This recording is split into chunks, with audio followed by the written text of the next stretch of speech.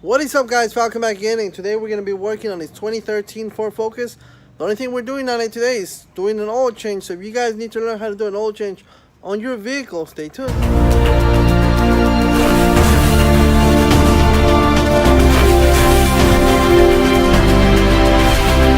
so here we go. This is the engine of the Ford Focus. It is a 2.0 liter engine. This is where the oil is going to go. As you can see, it says right there 520 oil. And this is how we're gonna check our oil.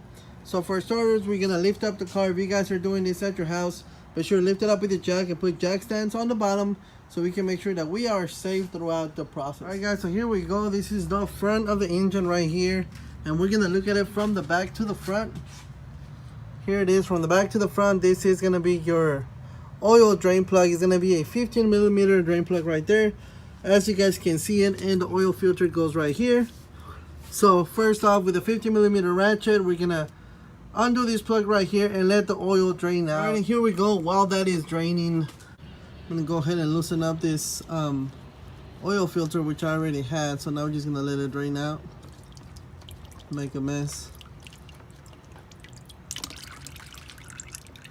Well, like I said, guys, that's why I like to have a big enough oil pan so I can drain the oil filter and the oil at the same time. That way I don't have to wait too long for it. So now let me just let it drain out. Alright, so here we are, already cleaned up the surface of the oil filter, and now I'm gonna put this new oil filter. I filled it up about halfway with fresh oil.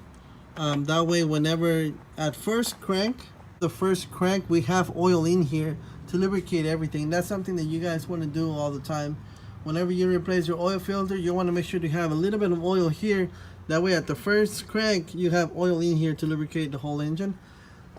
After tying up the oil filter, now I'm going to put back the drain plug there. Alright, so here we are, ready to cook off this. I already took out the oil cap, so now I'm just going to top it off with oil.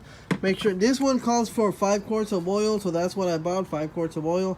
Make sure you guys use the way that your vehicle calls for. This one calls for 520, so I'm going to put 520 in this engine. I know sometimes you think older vehicles with higher mileage, you want to put 1030 or want to put higher weight oil, but I recommend just use whatever your car calls for. Alright guys, well I really hope you guys enjoyed today's video. Don't forget to thumbs up, subscribe, hit that bell for me.